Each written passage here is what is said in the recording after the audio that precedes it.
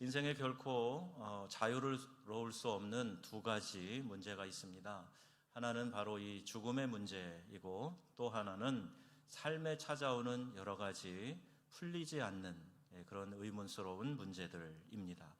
엊그제 장례식에서도 유족 위로 예배를 하면서 인생의 목적지에 대해서 말씀을 나눴어요. 오늘 아침에는 죽음에 대해서 설교를 했는데, 성경에는 이것을 분명히 우리에게 가르쳐주고 있지요. 히브리서 9장 27절 말씀입니다. 한 번 죽는 것은 사람에게 정하신 것이요 그 후에는 심판이 있으리니 말씀하고 계세요.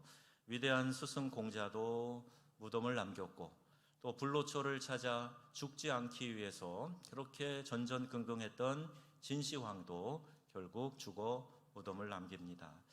바울은 그가 교회에 보낸 편지에 이 복음을 설명하는 중요한 단어 두 가지를 항상 넣어서 이야기를 했어요.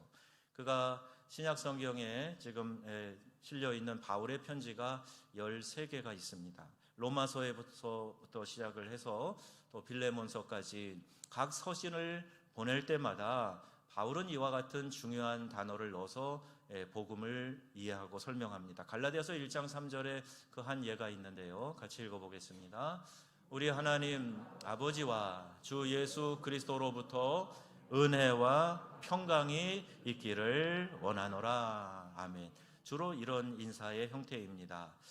물론 이것이 히브리적 인사와 헬라적 인사, 이것을 포함한 거다, 여러 해석이 있지만 복음을 설명하는 데 있어서도 이 두 단어가 너무너무 중요한 단어예요. 교회가 이 세상 가운데 선포할 복음이 뭐냐? 은혜와 평강이라는 겁니다. 예수 그리스도가 이 땅에 오셔서 십자가를 지시고 죽어 그리고 부활 승천하셔서 내가 구원받았습니다. 자, 이게 복음의 메시지의 핵심이기는 하나, 여러분 이 이야기를 가지고 세상 사람들에게 전해보세요. 그래서 왜 그런 끔찍한 일이 일어났대? 아마 이렇게 이해하고 끝날 겁니다. 그들이 보기 원하는 것은 뭐냐? 그 복음으로 인해서 그럼 당신은 어떤 마음으로 살아갑니까? 그럼 당신은 어떻게 삶의 내용이 바뀌었습니까? 이것을 보고 싶은 거예요. 자, 은혜라는 단어를 한번 살펴보겠습니다. 에베소서 2장 10절 말씀 같이 읽어요. 너희가 그 은혜를 인하여 믿음으로 말미암아 구원을 받았으니 이것이 너희에게서 난 것이 아니요 하나님의 선물이라. 아멘. 은혜는요, 자격 없는 사람을 향해 하나님이 거저 주시는 선물이에요. 받을 자격이 있는 사람이 받는 것, 일한 것에 대한 대가를 받는 것, 그건 보수죠. 삭시예요. 그러나 아무 자격이 없어요. 공로도 없어요. 기여한 것도 없어요. 그런데 그러한 사람들을 향해서 하나님이 그냥 거저 선물로 주셨다. 이게 은혜라고 성경은 설명합니다.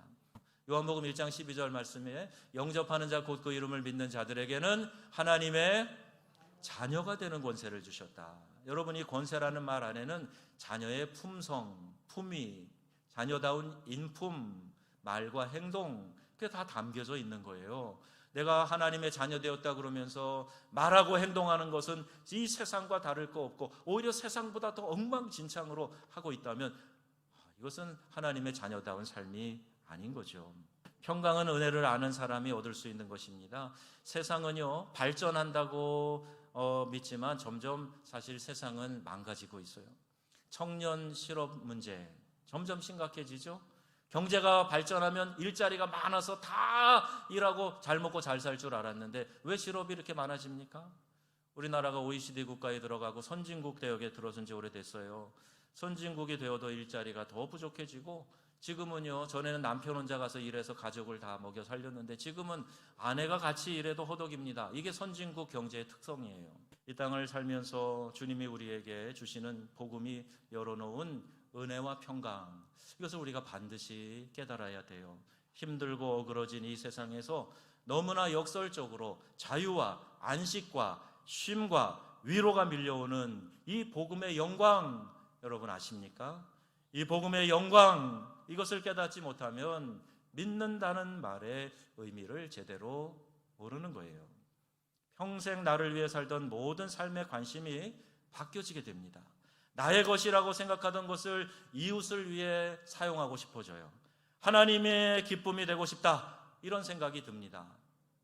하나님을 드러내고 싶어서 그 은혜 안에서 감격해하는 거예요. 그래서 나의 시간과 물질과 에너지를 나를 위해서 쓰는 것이 아니라 이웃을 위해 쓰고 싶은 마음이 들어요.